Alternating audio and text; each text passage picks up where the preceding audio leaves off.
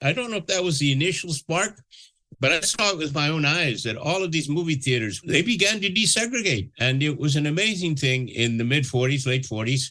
So flash forward 20 years, and I'm heading out to Delano to join the United Farm Workers Unit, to join the National Farm Workers Association. And I told my mom, and she says, "Oh, you're going to work with Cici?" And I said, "Cici, is that vato still around?" And she laughed because she says, "Mijo, don't you know who Cici is? He's Cesar Chavez." Oh, my God. So it turned out that this Pachuco... How did I not see that coming? This whole time you're telling that story, and I'm like, man, this guy Cici, so good that he's telling this guy's story. No one's ever going to hear about Cici again, and his freaking has Cesar Chavez. Oh, my God.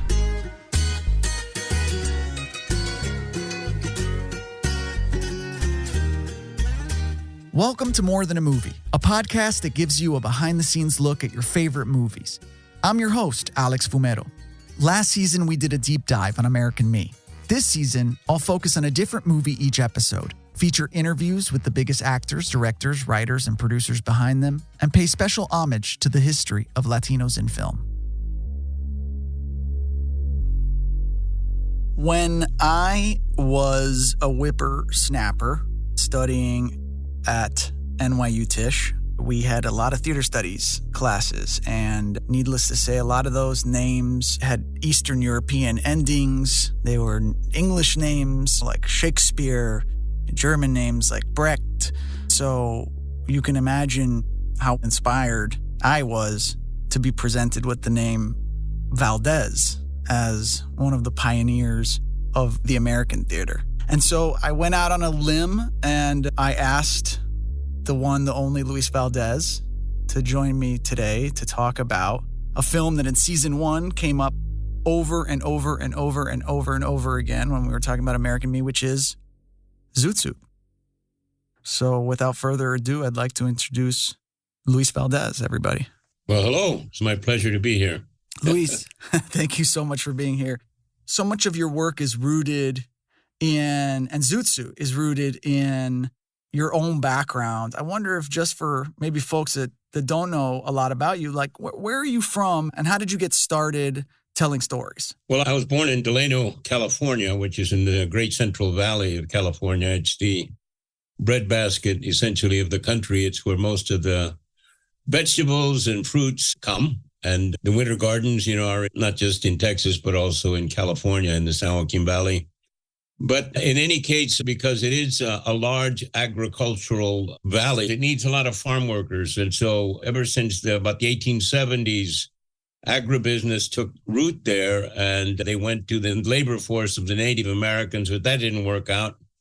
And so they eventually settled on the Mexicans because it was a resource, that was nearby. It was available and had been there anyway from the start. So when agribusiness developed in the 1920s, in concert with the railroad, they built all kinds of towns, and these became essentially farm labor towns where farm workers lived and worked in the fields. So I was born in Delano, one of them. That was established in 1873. As I was growing up, I became aware that Delano was really a crossroads of labor and all kinds of migrant labor itinerant labor coming and going. I was born in 1940, so I grew up in the 40s. And a lot of what was happening on the west side, which is where the barrio was in concert with the styles of the period. So we had Zoot Suiters in Delano. I guess the unwritten rule or fact about farm labor is that drugs have always been part of the experience. First alcohol in order to keep going, but then other harder drugs have come along. And the Pachucos were there with marijuana, basically, way back when. So the west side of Delano, even for a small town of only 10,000 people, was enormously complex. There were houses of ill repute, 13 houses to deal with the male population coming and going, and a healthy drug trade. And that led to a style in the streets that I saw as a kid. And these were the Pachucos, who were farm workers during the day, but urban denizens by night dressed in zoot suits. Right. And so one of the ones that I met early on was a guy named Cici, who was a running partner of one of my cousins, who was also a Pachuco. And in those days, the law was always after them. They had to be on their toes. In any case, what happened is that Cici, at the end of World War II, basically joined the Navy. And he came back on leave and took his girlfriend to the movies. Now, the movie houses in those days were segregated because one of the things that comes along with the agribusiness is the desegregation of the different races. So if you had black farm workers, they lived in their own community. The white farm workers lived in their own community. And, of course, the Mexicans and the Filipinos, all in their own. So in the movie house, the Delano Theater, the only movie house at the time, the seating was segregated. And so all the people of color were on the sides and the white people operated the middle section. Well, Cici, being a Pachuco who had just joined the Navy, came to the movies and decided to sit in the middle. He says, I'm serving my country and it's the end of World War II, but it's still wartime. And so he sat in the middle and the ushers came running right away. And they asked him to move, and he wouldn't move. And so then they called the manager, and he still wouldn't move. So they called the police. The police came and picked him up and took him to the local police station to grill him. He was under arrest technically, but actually there was no law that he was breaking, so they couldn't pin anything on him. So they used the experience to intimidate him, to try to scare him. There were no charges, but he came out with a heavy warning, don't do it again. Well, all the Pachucos saw what had happened. He got away with it. So the next weekend, they all went to the movies and sat in the orchestra section in the middle. That began the desegregation of the Delano Theater. It happened throughout the whole valley. I don't know if that was the initial spark, but I saw it with my own eyes that all of these movie theaters, they began to desegregate. And it was an amazing thing in the mid-40s, late 40s. So flash forward 20 years, and I'm heading out to Delano to join the United Farm Workers, to join the National Farm Workers Association. And I told my mom, and she says, oh, you're going to work with Cici. And I said, Cici, is that vato still around? And she laughed because she says, mijo, don't you know who Cici is? He's Cesar Chavez. Oh, my God. So it turned out that this Pachuco... How did I not see that coming? This whole time you're telling that story, and I'm like, man, this guy Cici, so good that he's telling this guy's story. No one's ever going to hear about Cici again, and his freaking has Cesar Chavez. Oh, my God. Yeah. So that connection really made me almost family with Cesar because my cousin Billy was his running partner. And I actually met Cesar when I was 6 years old. And then Cesar remembered my cousin. And so that, in a way, softened the ground, It allowed me to really pitch him the idea of a theater up by and for farm workers, which would have been kind of off the wall for a lot of people.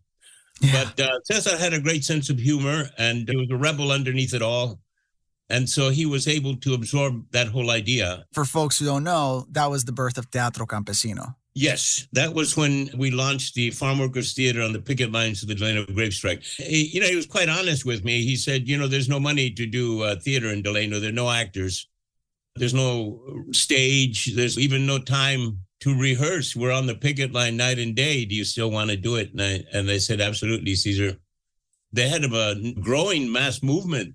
I was 25 years old at the time, and I said, this is it. This is my opportunity to merge the use of the arts, the theater, which had always been my obsession, with my political obsession, which was try to do something for campesinos and the raza in general. And had you studied theater at that point? I mean, I have to imagine yes is the answer, but what had you studied coming to that point that made you feel prepared to launch your own theater company, especially in this really kind of progressive setting, for lack of a better word, right? Like a place that no one had done this before, and here you are doing a first. What gave you the chutzpah, so to say, los huevos, to do that, Well, you get hooked on a lot of things. People, in some ways, determine the paths of their lives when they're very young without knowing. But in my case, I got hooked on the theater. Another story that goes when I was 6 years old. But let me just say that I had been to college. I went to San Jose State on a small scholarship, but essentially I worked my way through college.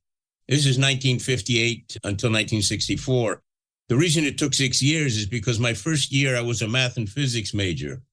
And I was intending to become an engineer or go into nuclear research. But I discovered that even with a BS degree from San Jose State, you were not going to be a nuclear. You could be a technician. Yeah. But the thing is that I realized that there was racism even in the scientific field among engineers. And so I needed a more direct approach to that problem. And I decided to go into theater. I decided to become an English major.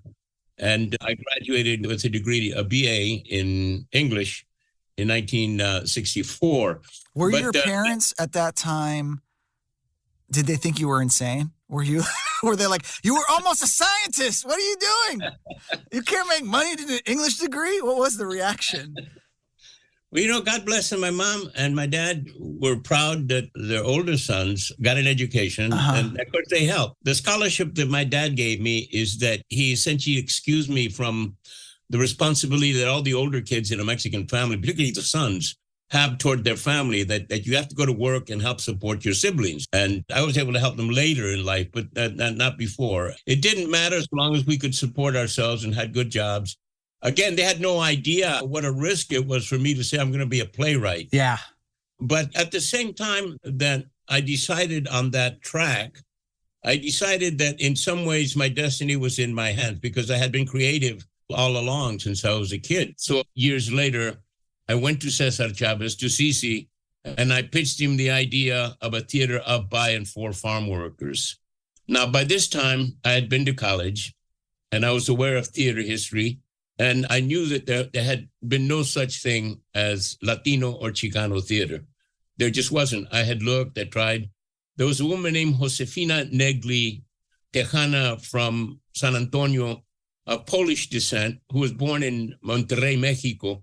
And she was writing plays at the University of North Carolina. Her pieces are little classics, but they're stereotypical by today's standards. But nevertheless, I became aware that she was the only one that I could find. And when I wrote my first full-length play at San Jose State, it was presented at the Northwest Drama Conference in January of '65.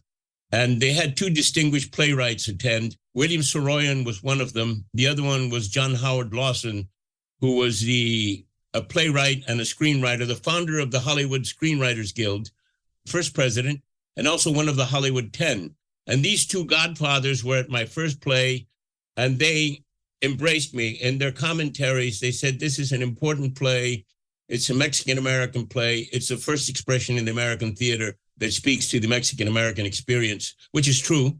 What was the name of the play? The name of the play was The Shrunken Head of Pancho Villa. It's part of the theater of the absurd, because the life that my family was experiencing in the 1950s in this land of plenty, in these so-called happy days, and we were still in the Great Depression, seemed to me absurd. And so the only way I could deal with it was by a ribald kind of sense of humor. Sure. So it's absurd to the extent that it's a large family, but the oldest son of the family is a disembodied head. He's still alive. He eats enormous amounts of food, but he can't talk. He sings la cucaracha.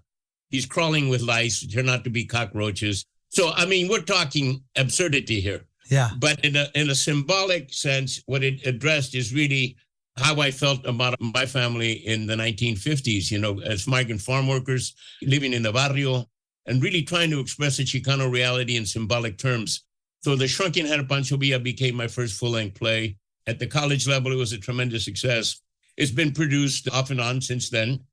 I think people still find it strange, but that became my introduction as a playwright. I became a playwright with that play in 1964.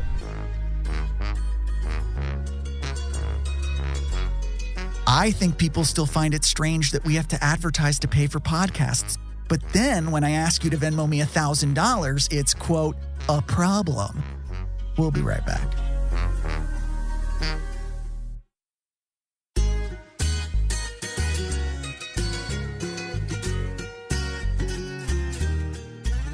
Welcome back to More Than a Movie and to the fields of Delano, California, where Luis Valdez started a revolutionary theater company called Teatro Campesino. So take me a little bit forward to life in the Teatro Campesino era, in the field.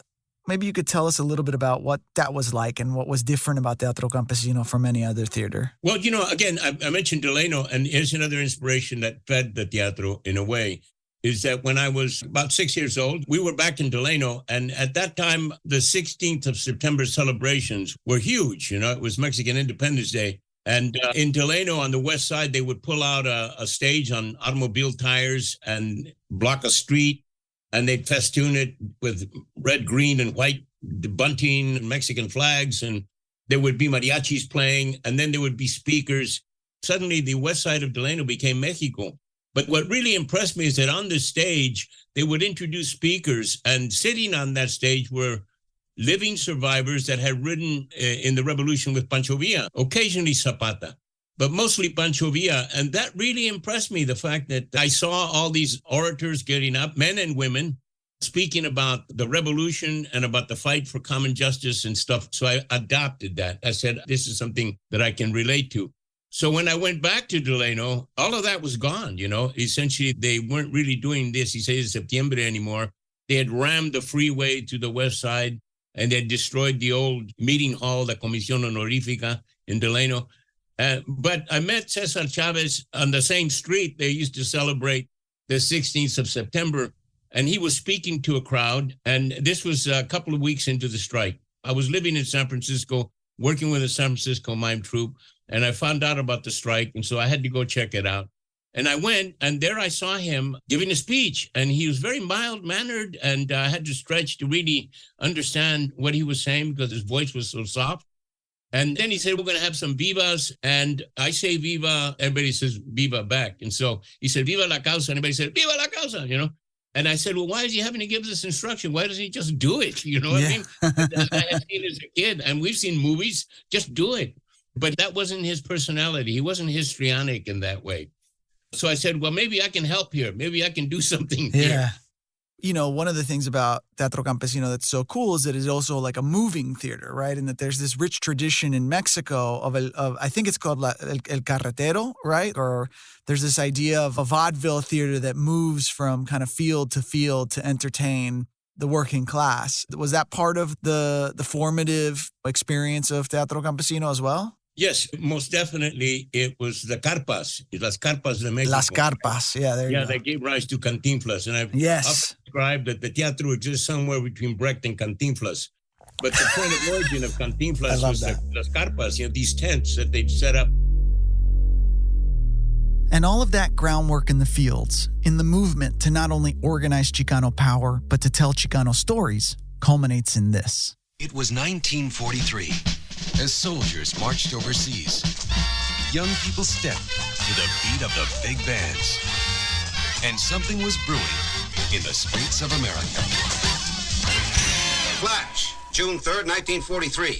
Serious rioting broke out here tonight as flying squadrons of Marines and soldiers joined the Navy in a new assault on the Zulu-infested districts. Universal Pictures presents a film by Luis Valdez. I want to jump forward a little bit to Zoot Suit. I want to tell you that, first of all, I have my copy. I bought this copy of Zoot Suit in 2001 when I was a freshman at NYU. So it's 22 years old now. I cherish it. And funny enough, last season I did a podcast called American Me. It was about Edward James Olmos' movie American Me. And it might as well have been a podcast about Zoot Suit because every single person that I interviewed in some way, shape, or form was impacted or affected by Zoot Suit. I would say like 6 different guests started working or were inspired to become actors or somehow their careers started. Even when they weren't in Zoot Suit, they would see productions of Zoot Suit and that would be the thing. And so, you know, I said, season 2, I need to interview Luis Valdez because this play is like the song that launched 1,000 ships or whatever, you know? So tell me, how did it start? How did Zoot Suit come to be? Teatro was performing in Los Angeles in 1968. And one night when we were performing, I was approached by a young man called David Sanchez, who was the head of a new organization called the Brown Berets. Wow. And what he brought me was a pamphlet about the Sleepy Lagoon murder mystery. And it dealt with the Sleepy Lagoon case. And it had photographs and it was well written. So it was very dramatic. And I remember paging through it and I said, this is wonderful. This is great stuff. You know, I say immediately, I thought this is dynamite. You know, this could be a play. And David said, well, we thought you'd like to have it and do with it what you want. Now, I didn't know at the time that he was being aided by Henry Levas, who was one of the so-called gang leader of the Sleepy Lagoon defense case and the 38th Street Gang. But I didn't meet Henry. I met David. So he brought me this. I assume in some ways that it came directly from Henry in 1968. So I took this. But again, it's 1968. Martin Luther King was just assassinated. After that, we worked on the Viva Kennedy campaign with Robert Kennedy, and he was assassinated. And so it was a violent year. There were riots all over the country, and there was no way that I could find the time to write a play about the Pachucos. So I put it in a drawer and didn't pull it out for 9 years. What happened is that Peter Brook brought his company to San Juan Bautista, and they spent 2 months with us here in San Juan. Among them was a 26-year-old blonde named Helen Mirren. I've heard of her. She was here for a couple of months. Is it true? Does she have a tattoo that she got, like a farm worker tattoo during that era? The Aztec symbol for movement. She got it as a result of our workshop. Incredible. And she had it tattooed on her right hand, and she still has it, you know. In any case, so because we had Peter Brook here, we attracted a lot of attention from all over the state. And one of the regional theater directors that came to see us and visit us was Gordon Davidson. And as a result of our having hosted Peter Brook and his company, he invited the Teatro Campesino to perform at the Mark Taper Forum, which was the first time that an outside company, much less a Latino company, had been invited to perform on that stage. And so we performed a long corrido. It was an hour plus, and it was our signature piece of the 1970s. And it went very well. I think we performed for 4 days over the weekend and had sold out houses.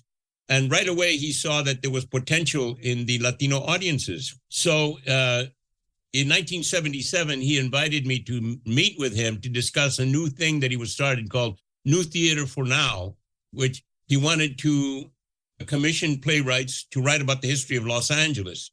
And I was the first one that he approached.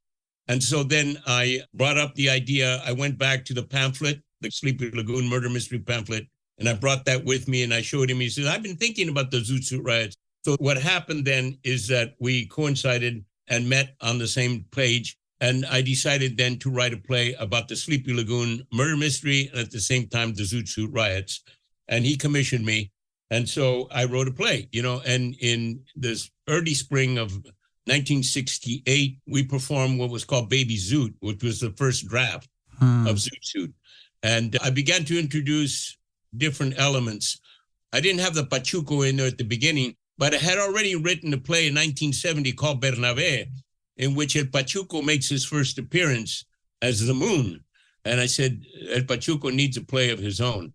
So by 1977, I had the Pachuco, I had the Sleepy Lagoon murder mystery case, and they became Zoot Suit eventually. I rewrote the play, and Gordon scheduled us to be the opening shot of the 1978-79 season. Well, what's interesting about Baby Zoot is that once it was announced on the LA Times in the spring of 78, the whole 2-week run sold out before the play was finished.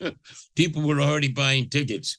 And so when we announced the 8-week run for the main season, all of the seats sold before we even opened.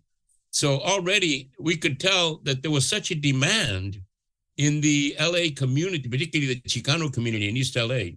Is that before? Was that kid Eddie Olmos already working for you at that point in time, or was this before Edward James Olmos joins the cast? Edward James Olmos joined the Baby Zoot cast, but he was not intending to be in Zoot Suit. He was a rock and roller, and he was trying to find his way through show business. And then we had been casting. I wrote the play with my brother in mind, Daniel. And so when I wrote the play, I said, well, you know, there's 2 characters here. You can't play both of them because it's a play. But I'll let you choose. You either play the Pachuco or you play Henry Leyva. And he says, well, let's have some auditions and then I'll decide what part I want to play. So then he helped me out. Danny was one of the casting directors that we were using and seeing people. My wife, as a matter of fact, all the time that I was writing Zoot Suit, she was pregnant with our 3rd son. She was way overdue. And she says, you better finish this play. I'm going to have the baby. And I said, I'm almost done. Actually, a 72-hour spurt without sleep, you know, finally got me over the hump when I finally able to pull all these elements together. I had to read articles and books and condense all of this stuff into the structure of Zoot Suit. And in addition to that, the music of Lalo Guerrero, which was available to me on cassette. And so I decided to incorporate the music because that's what the Zoot Suit was about, is for the dance hall. I incorporated the Pachuco, and then I incorporated the facts of the case, including the transcript of the appeal brief. 6,000 pages of appeal brief became 12 pages in the play. So that's a tremendous amount of work, being done. And so the day that I finished, they were waiting for me at the taper. So I didn't get any sleep. I had to fly to LA to deliver the script and have a production meeting. And the moment I got there, I was called to the phone, and it's my wife, and she says, my water has broken. All of this was going on as these elements were coming together, and they became Zoot Suit. They became Baby Zoot, which was a tremendous success. And then we went into the main season, and it all clicked. It was between April and July, the rewrite, and I had to finally put all these elements together in the white heat of creation. And even some of that happened during rehearsals, that we made cuts. And casting was very much a part of it. We were casting, and Danny was casting. We couldn't find a suitable Pachuco. Somehow people didn't have the gravitas or the style or the presence. People were trying to do it realistically, kind of the Stanislavski technique, the method, and it didn't work. It needed to be a little more larger than life, a lot more larger than life. So coming into the Mark Taper Forum one afternoon, this guy with a Bogart face walks in, and Danny spots him and says, are you here for the audition? And he says, what audition? He says, for Zoot Suit. And he says, are you interested in reading for us? And he said, sure. So they handed him some sides, and he read, and Danny called me, and he said, I think we found the Pachuco. You got to see this guy. So I flew back to LA, and we auditioned him, and Danny read Henry, and Eddie read the Pachuco, and it was magic, man. It was power. Yeah. It was one of those moments that it's more than real. It's larger than life, It was a resonance there that worked, and for the next year or so, with Zoot Suit, people saw it. And that is how you get this legendary performance from Edward James Olmos, full of the musicality of a young rock and roll singer blended with an East LA Chicano. Ladies and gentlemen, the mono you're about to see is a construct of fact and fantasy.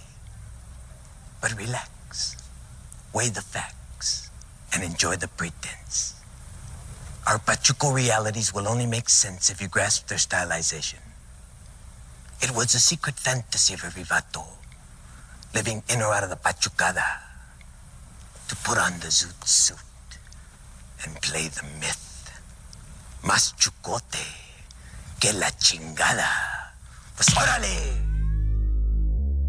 And that performance of El Pachuco is why Zoot Suit was mentioned in almost every episode of season 1 of More Than a Movie. While everybody was doing Zoot Suit, it's like the Chicano masterpiece. In 78, Danny and I were probably at the same performance of Zoot Suit, the play that Eddie Olmos was in.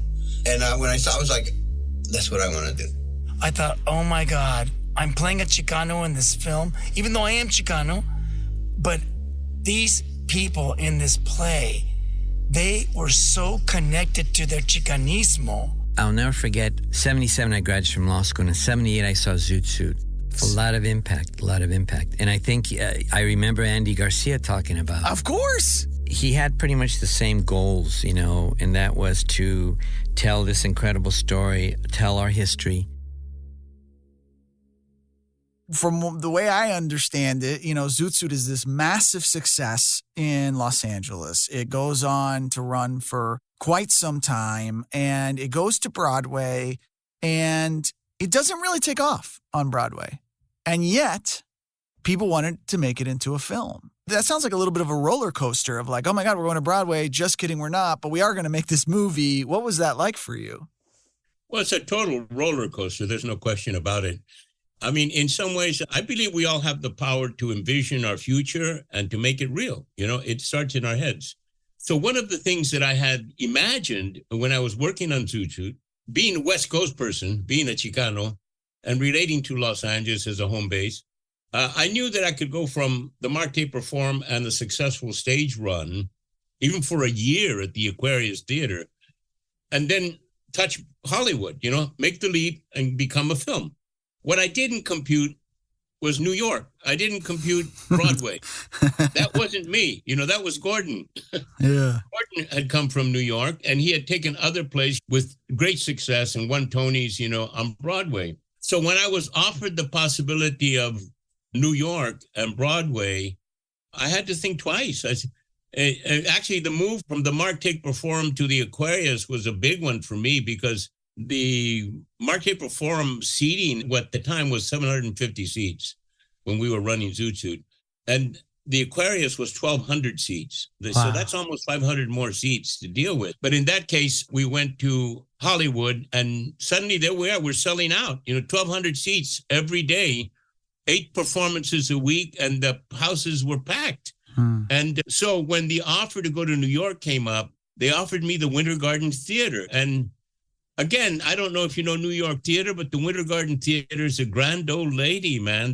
This is where My Fair Lady came out, and so many other big, huge Broadway successes. It's still big, it's still one of the big houses, but it's 1,500 seats. Yeah. And I didn't know that my little play with music, was going to be well received. But, we had New York critics coming out to Los Angeles to look at the play at the Mark Taper, and they were all quite positive.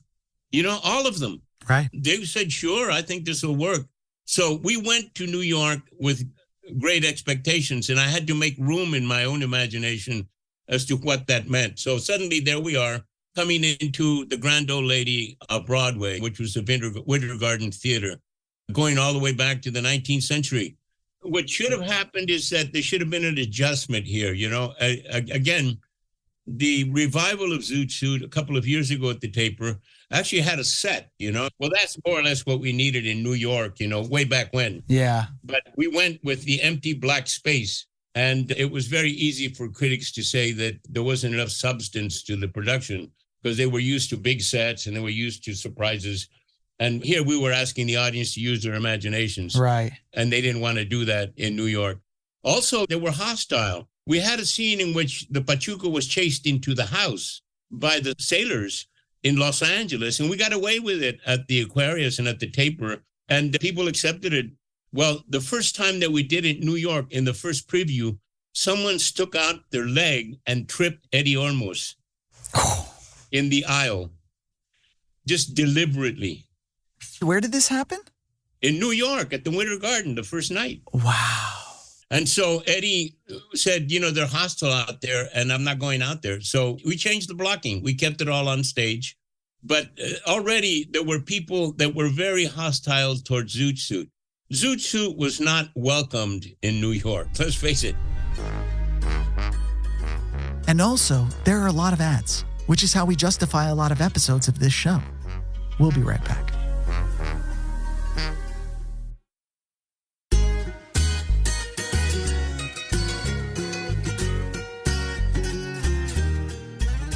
Welcome back. I'm El Pachuco.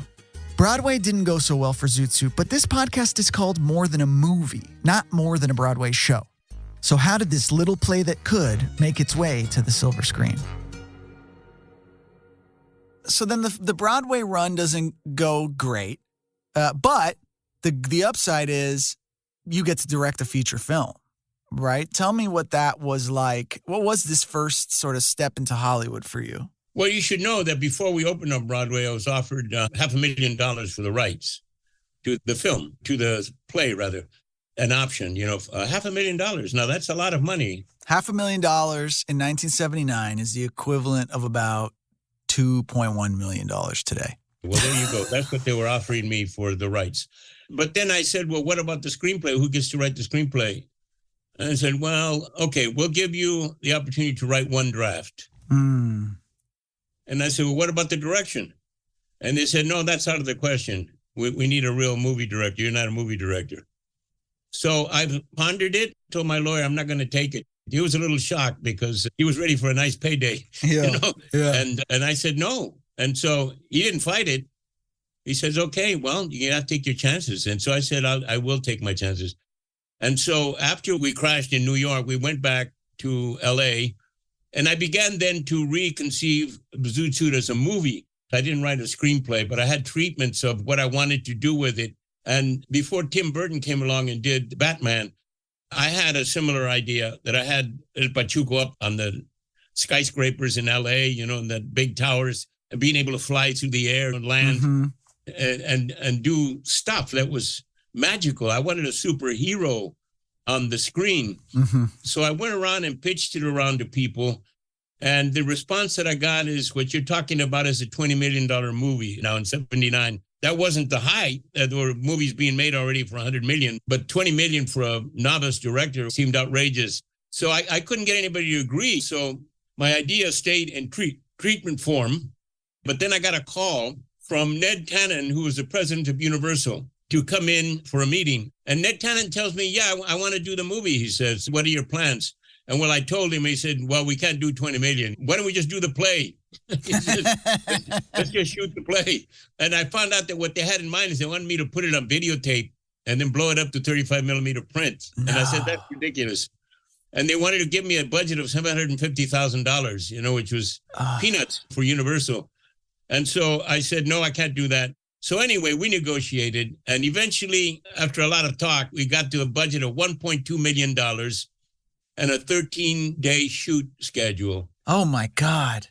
For people who don't know about making movies, a 13-day shoot schedule is, it's like, a good, healthy shooting schedule for a movie like that would be like 30 days, right? And they gave you 13, just to give some context.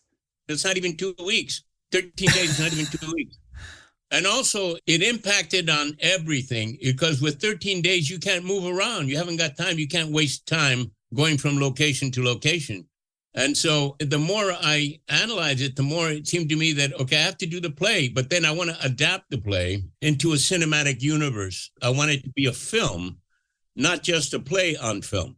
And the fact is that we had a powerhouse creative crew ready to go for 13 days. But it was my baptism of fire as a director. So it took me a couple of days to find my feet. But I had a lot of teachers, and so I appreciate all the help that they gave me. It's a great lesson, I think, also for even, unfortunately, it's been 30-something years, and, Latino representation on film is still an issue, right? Do you think that, I'm struck by the fact that, these people reached out to you and you'd worked in the studio system a little bit, but it is striking. I mean, this is a film that has a lot of Spanish dialogue, Spanish lyrics, and I'm just like, excuse my language, but how the fuck did you get this made in 1981 by a major studio like Universal, no less? I mean, it's hard enough to make those kinds of movies now when, finally Squid Game is like the most watched show on TV. But in those days, I feel like this is unheard of. Well, I think I'd probably have a problem making it now. I mean, more than I did then. Wow. Yeah. So talk to me about that. Why? Well, again, it was an unknown commodity. Chicano culture as such was just coming into its own. This is not the oldest film. I remember a film called The Ring when it came out in 1947. I remember being very impressed by it then because of its authenticity. It's kind of a downer at the end, but beyond that, I mean, it was a very real interpretation of the East Los Angeles experience. I didn't know that Rita Moreno had been into it until years later, but she was a very young Rita Moreno, 19 or something, acting in one of her first movies. But there haven't really been others that have come along. Again, I came in through a different pipeline. I came in part of the farm workers movement. I came in part of the 1960s and part of the civil rights movement. And people had not yet identified how they were going to relate to Chicanos or the Chicano experience or what that means. They still can't relate to it. There are hundreds of millions of us. It's not just a small immigrant group that's coming in the thousands. There are millions of us. And so for the powers that be and the gatekeepers to acknowledge our presence means they have to acknowledge the fullness of America and what America is. And in that sense, then, when Zoot Suit showed up in the 1970s, it was still on the curve of the civil rights movement, and it was, again, an unknown commodity. Once it identified itself as speaking for the millions of people, then it became a different case altogether. That was New York. That's where it had to be stopped. It had to be prevented from going any further, because the threat is that it will transform the country. And the way we see that manifested today is that the border is viewed as, it needs to be impregnable. You know, you can't have all these brown hordes coming into the country because they will change the country, is what the argument is. To acknowledge Chicanos and Puerto Ricans and all of the Latinos that have been here from the inception is to admit that there's this transformation taking place. It's going to happen, by the way. Inevitably, it is going to happen. Yeah. That America as a whole will accept Latinos. But it's going to be a different world when that happens, because every American will be touched by Latino culture. And that's becoming part of the definition of what it means to be an American. Well, Luis Valdez, I think that is the perfect note to end on. And I just want to thank you so much for taking the time to talk to me today. This has been a long time dream. So all right. I'm glad to have you here, man. My pleasure. De veras. Next week, we'll talk about a film that broke barriers in a different kind of way, El Mariachi, which was produced for $7,000 by Elizabeth Avian and Carlos Gallardo, who also starred in the Robert Rodriguez-directed action flick as the mariachi himself. Until then.